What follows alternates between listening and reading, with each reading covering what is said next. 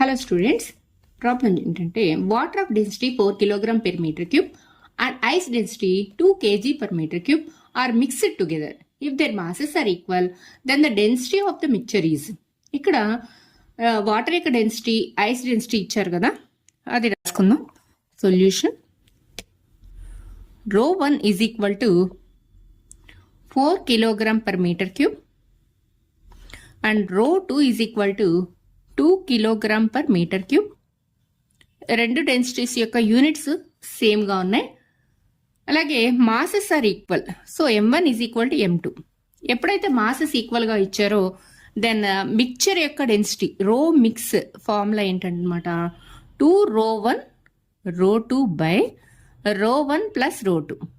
So by substituting these values 2 into 4 into 2 by ρ1 plus ρ2, 4 plus 2, that is 6.